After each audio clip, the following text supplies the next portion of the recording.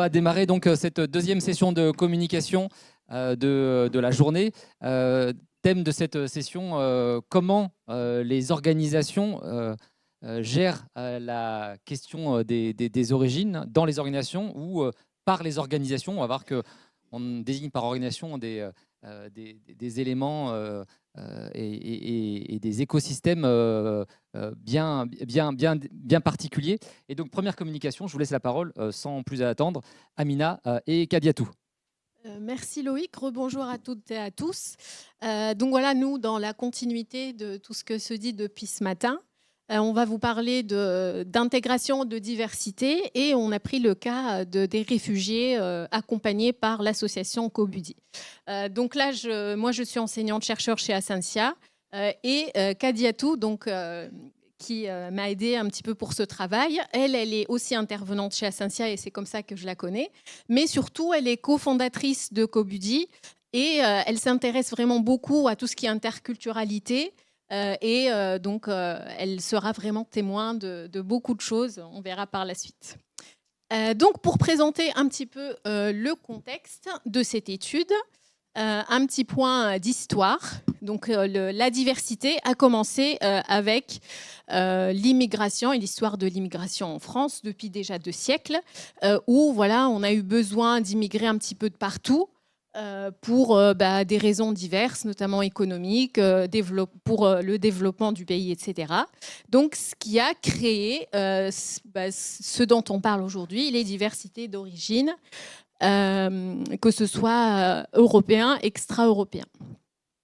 Avec cette diversité, donc la France fait partie des pays qui accueillent justement ces diversités. Ça crée bien évidemment une certaine richesse historique, économique, politique. Là, je vous donne un petit chiffre donné par l'INSEE de 2023, où la population donc, française, elle compte 10% d'immigrés et près de 20% des habitants ont au moins un parent d'immigrés. Donc, tu es d'accord avec moi, cette diversité, elle crée une richesse multiple. Merci Amina. Donc moi je suis Kadia, je suis enseignante à l'Institut catholique de Paris. J'enseigne le management interculturel. Également dans mes formations, j'enseigne à Ascensia Business School sur le campus d'Evry le management. Donc oui, cette richesse culturelle aujourd'hui, elle va se traduire notamment par notre culture. Nous avons tous et toutes des cultures différentes, la langue, la cuisine, les religions, la tradition.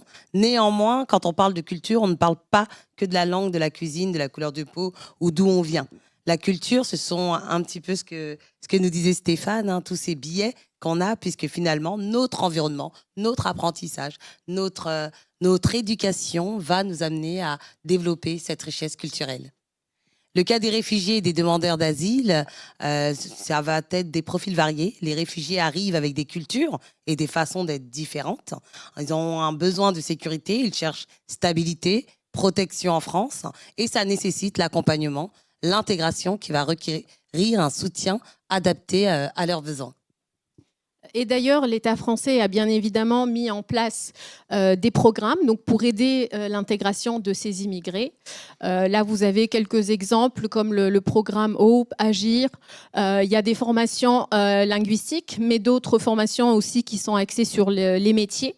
Donc, dans ce contexte d'accompagnement, il y a l'État, comme je vous l'ai dit, mais l'État collabore aussi avec des associations, avec aussi des entreprises qui sont partantes, qui vont intégrer des immigrés parce qu'elles ont besoin de leurs compétences et de cette main-d'œuvre. Donc, tout ce contexte-là, toute cette diversité, nous a mené à se poser une question.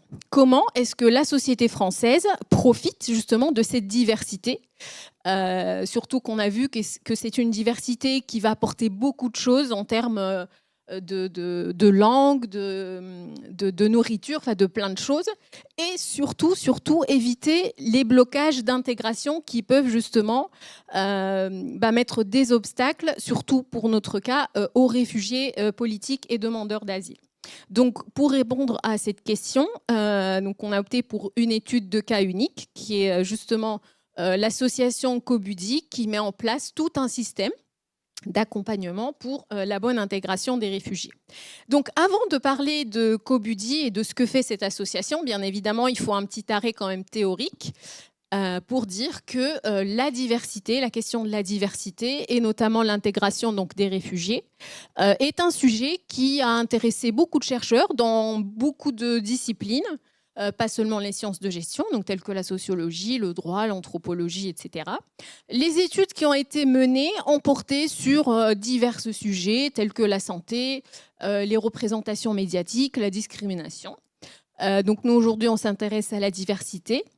Donc l'intégration des réfugiés a intéressé des chercheurs dans différents contextes, différents pays, notamment le Québec, où une étude date de 2004 a mis en avant que le pays qui accueille la diversité culturelle, certes, met en place des choses, des dispositifs, essaie de développer des valeurs communes, mais quand il y a un refus de la part des personnes, c'est-à-dire que les réfugiés, ces personnes considérées comme différentes, si elles refusent de s'intégrer et que, en quelque sorte, il y a des efforts unilatéraux, là, on ne peut pas vraiment parler d'intégration. C'est pour ça qu'il met en avant ce qu'il appelait le principe d'intégration réciproque.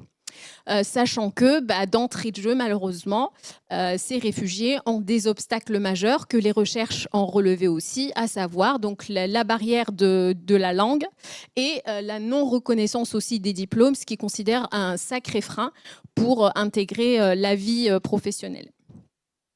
Donc là, un petit peu plus d'informations sur justement les facteurs bloquants observés par Sotomayor dans son étude sur le cas du Québec, où là, il nous dit que ce sont les institutions qui sont peu adaptées à ces réalités migratoires, et donc les programmes ne sont pas adaptés. Ça crée aussi des difficultés d'accès aux ressources et à la participation politique, et on sait que le politique joue un rôle très important dans l'intégration. Du côté de la société, il y a des préjugés qui vont être liés justement à l'origine, à la couleur de la peau, la religion, la langue, etc. Ce qui crée un risque de rejet de cette intégration. Et du côté des réfugiés, ça peut être perçu comme un certain abandon de leur identité, chose qui ne leur plaît pas vraiment parce que voilà, ils sont aussi définis par cette identité qu'ils veulent mettre en avant et qui veulent que ce soit respecté. Donc voilà, maintenant pour essayer de découvrir concrètement ce que fait l'association Cobudi, je laisse la parole à Kadiatou. Merci Amina. Ce que l'on voit souvent quand on va parler de réfugiés, c'est souvent un problème au niveau de leur statut administratif, les niveaux de langue, les difficultés d'emploi. Qu'est-ce que c'est que finalement un réfugié? Un réfugié, c'est une personne qui quitte un pays pour espérer, en tout cas, en intégrer un autre. Souvent, ça touche à tout ce qui va être guerre, tout ce qui va être incapacité d'évoluer dans son propre pays et tout ce qui va être survie. Au sein de l'association Cobudi, on a cofondé avec Aurore en 2021. On est un collectif de professionnels. Aujourd'hui, on est à plus de 70 professionnels bénévoles qui travaillent au sein de l'association. Et on propose le programme Open. Le programme Open, c'est quoi? C'est accompagner notre réfugié politique sur l'élaboration du projet professionnel. C'est un suivi individuel pour identifier les métiers adaptés aux motivations du réfugié politique. Parallèlement, le réfugié se fait accompagner par un coaching professionnel. Quand on parle de coaching professionnel, on parle de coach certifié, diplôme d'État. Ce sont des séances individuelles avec un coach certifié pour développer la confiance, mais surtout pour aller identifier ses soft skills, ses compétences intrapersonnelles. Pourquoi? Parce que l'expérience d'une vie, le chemin de vie de tout individu est rempli de qualités professionnelles. L'adaptabilité, la polyvalence, la détermination. En coaching professionnel, on va aller identifier ces soft skills pour pouvoir capitaliser dessus pour l'intégration justement en France, avec des ateliers interculturels. Des ateliers interculturels qui vont favoriser une communication qui intègre les différences culturelles. Intégrer les différences culturelles, finalement, c'est comprendre les piliers de la culture. C'est également prendre conscience qu'on a nos biais cognitifs, n'est-ce pas? Et apprendre à les gérer au mieux pour s'adapter sans se renier.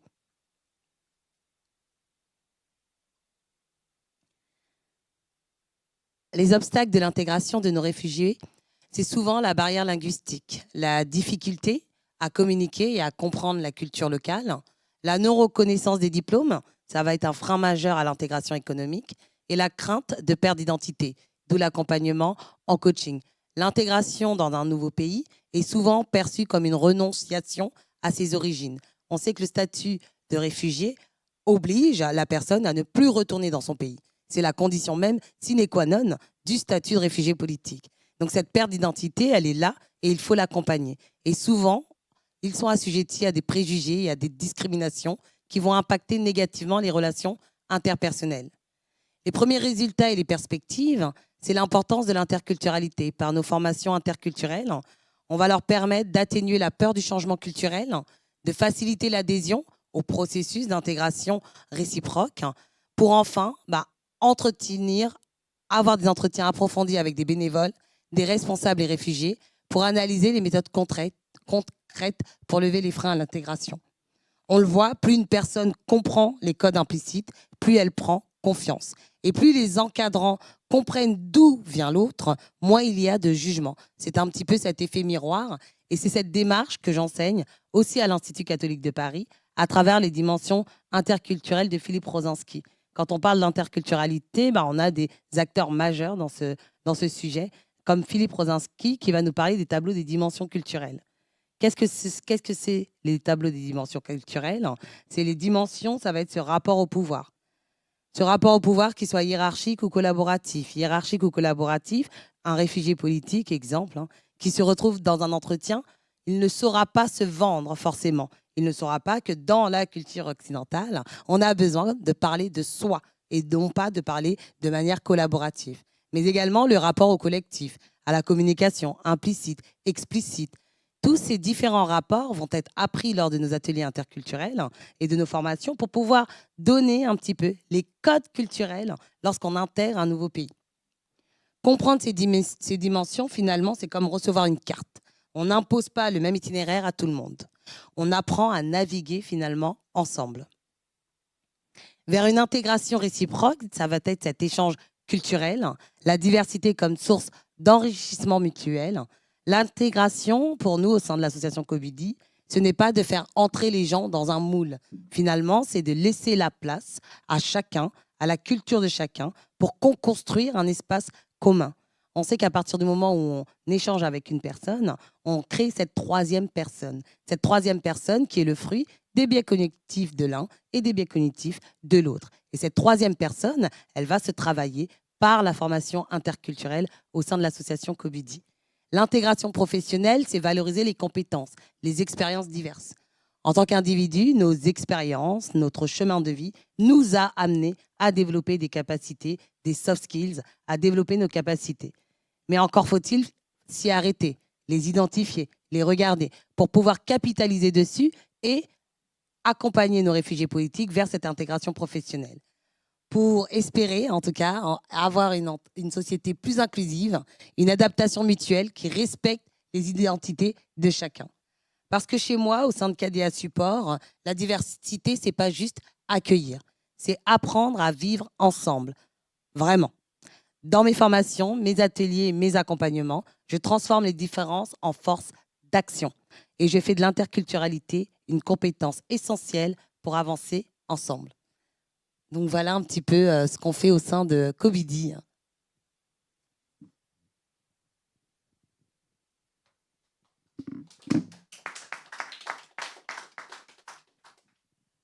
Merci beaucoup et merci pour aussi le timing. Y a-t-il des questions dans le public, dans l'auditoire, pour Kadiatou et Amina par rapport à cette présentation ?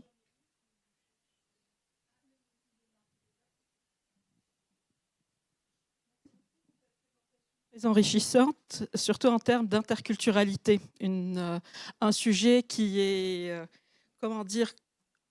qui apporte des contradictions, mais contradictions au sens positif du terme.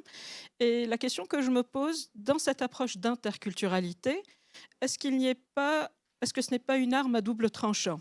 D'un côté, est-ce qu'en essayant en recherchant d'intégrer l'ensemble des parties prenantes, tout en respectant leurs individualité, est-ce que je ne suis pas en train de me causer un souci ou un dilemme autour, est-ce que si le degré d'intégration que je vais accorder à l'un par respect de son interculturalité ne va pas causer un souci pour l'autre dans ce changement de degré d'intégration, d'implication et surtout de respect de la culture. Merci beaucoup. Merci beaucoup pour la question. Donc, une question très intéressante. Quand on parle d'interculturalité, finalement, on va parler d'altérité. On n'est pas dans cette altérité univoque où on doit être à la place de l'autre, mais vraiment comprendre la réalité de l'autre. Comprendre la réalité de l'autre, ça va me permettre, à moi en tant que manager ou en tant qu'accompagnant, de finalement comprendre sa réalité et de lui donner les outils nécessaires pour atteindre un objectif. Et non pas forcément cette altérité univoque où on va inverser, où on va aller essayer de prendre la culture de l'autre. Quand on parle de culture, on parle d'expérience, on parle d'éducation, on parle de cet héritage social de Bourdieu. Et l'interculturalité, c'est finalement voir le monde à travers le regard de l'autre. L'apprentissage, c'est apprendre à donner les outils nécessaires pour que l'autre puisse voir le monde à travers peut-être mon regard ou le regard de l'objectif qu'il a envie d'atteindre. Est-ce que j'ai répondu à la question? Tout à fait. Merci Super. beaucoup. Je vais juste compléter un petit peu la réponse, mais peut-être d'un point de vue théorique, parce que bon, Kadiatou, c'est vrai qu'elle est mieux placée pour dire concrètement sur le terrain.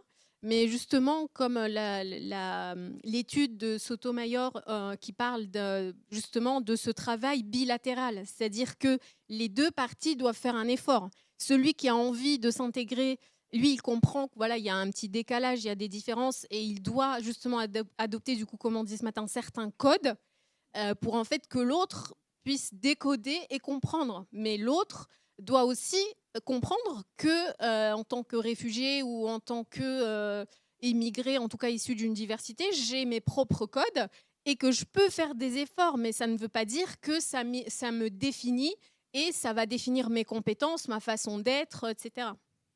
Donc, est-ce qu'on a encore 2 secondes pour poursuivre avec la même question, Loïc, ou pas? Oui, oui, tout à fait. Ah, donc super.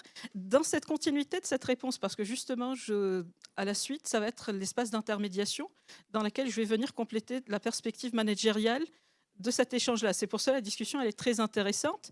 Et dans ce contexte-là, cet espace qui est construit par rapport à la question, est-ce qu'une charte de groupe, une charte d'équipe, est-ce qu'elle pourrait servir comme outil justement pour créer cette acceptation de soi et d'autrui dans ce cadre-là? personnellement, je pense que c'est un bon outil.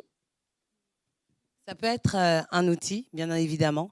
Néanmoins, en termes d'accompagnement managérial interculturel, on va avoir des outils comme les tableaux dimensionnels de Philippe Rosinski, où on va aller travailler justement ma perception, mon rapport au temps, mon rapport à la hiérarchie, mon rapport à l'autorité. Selon la culture dont je viens, on pourrait très bien se retrouver face à des managers qui vont peut-être nous dire « Attention Kadia, là j'ai une équipe qui n'est pas proactive ». En allant décoder cette interculturalité-là, on peut tout de suite se rendre compte que c'est parce qu'on a un héritage culturel qui est que la hiérarchie, c'est elle qui décide, c'est pas nous qui décidons. Et simplement en l'identifiant avec le tableau des 6 dimensions de Philippe Rosinski, on peut avancer.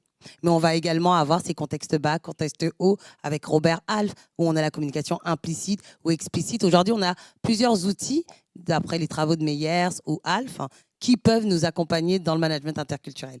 En tout cas, c'est ce que moi, j'utilise. Merci beaucoup. Une rapide dernière question. Oui, c'était juste une remarque par rapport à ce que tu dis de Erin Meyer, qui traite d'habitudes culturelles, finalement, qui est une application pratico-pratique aux dimensions culturelles de Hofstede, Trompenaars et puis les nouveaux. Moi, je rajoute dans l'approche de Richard Lewis, qui est une approche émotionnelle. Pour reparler, au-delà du langage, tu disais, le problème, c'est le langage, la langue. Mais il y a un autre langage qui est le langage de l'émotion, du non-verbal, du paraverbal. Et je trouve que les 3 dimensions de Richard Lewis permettent de gagner du temps pour décoder en première intention déjà les grandes masses. Est-ce que je suis linéaire actif, non linéaire, etc.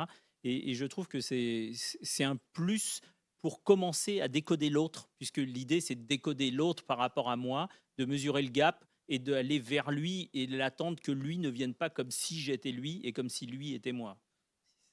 C'était juste la remarque. Merci beaucoup pour cette remarque. Merci à toutes les deux pour cette présentation. Encore bravo. Merci à toi Loïc, merci à toutes et tous.